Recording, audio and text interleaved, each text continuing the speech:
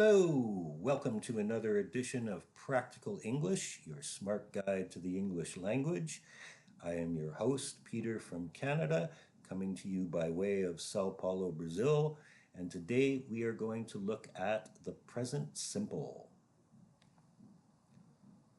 When do we use the present simple? We use it for true facts or things that are always true. For example, the earth is round. Some people would argue that, but they are wrong. We also use it for regular habits and routines, and we use it for states. What are states? States are simply the way things are. So states can be feelings, for example. They can be your age, your job, or whether or not you are married. These are things that might change in the future, but they're the way things are now. So that's why we use the simple present. To conjugate the simple present is simple. That's why they call it the simple present. In general, we use the infinitive for I, you, both the singular and plural, and also we, you, and they. So I start, you start, we start, they start. For she, he, and it, we simply add an S. He starts, she starts, it starts. The auxiliary verb for the simple present is do. So to make negatives, we simply add not, and we usually contract it. So for I, you, we, and they, it is don't. I don't start. You don't start. Get in the habit of using the contractions. For he, she, and it is doesn't, which is the contraction for does not. And to make questions, again, remember quasi, question word, subject, question word, auxiliary, subject, infinitive.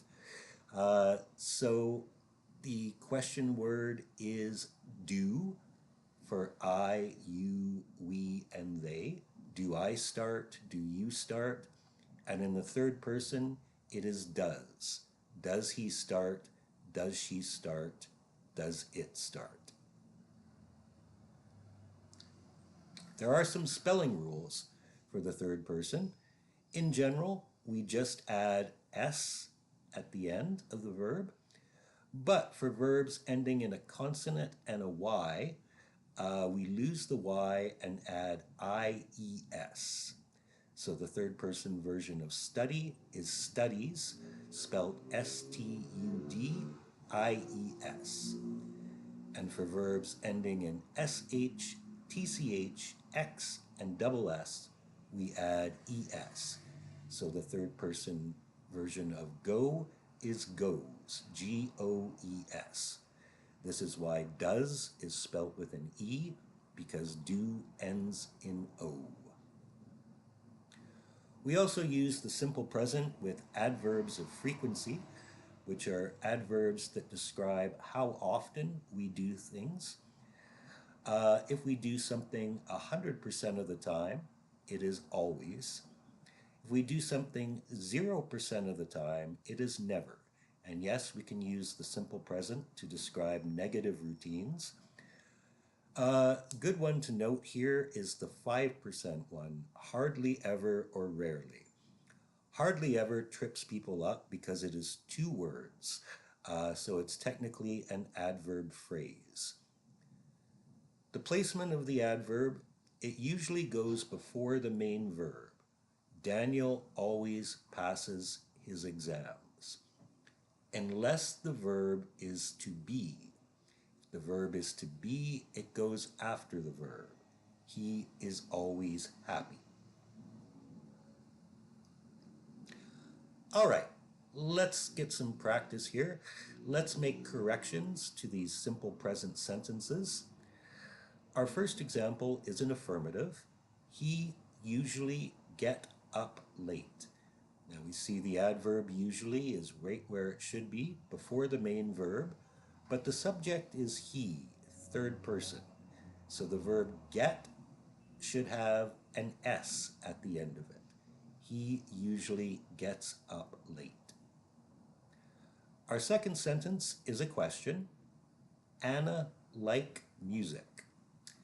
Now, remember our word order in questions: quasi, question word, auxiliary, subject, infinitive. This is a yes or no question, so there's no question word, but the auxiliary, since the subject is Anna, third person, would be does. So does Anna like music? And our last is a negative. My neighbors have any children? So to make the negative with my neighbors would be conjugated as they. The auxiliary would be don't. So my neighbors don't have any children. All right, let's take a look at some scrambled sentences and see if we can put them in the correct order. Saturdays never on shopping we go. So we begin with the subject. The subject would be we. Our main verb is go, but we have an adverb here in never. So the adverb goes before the main verb. So we never go.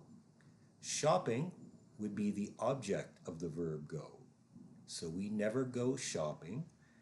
And then we use the preposition on to link it to Saturdays, because the preposition on is used for days of the week.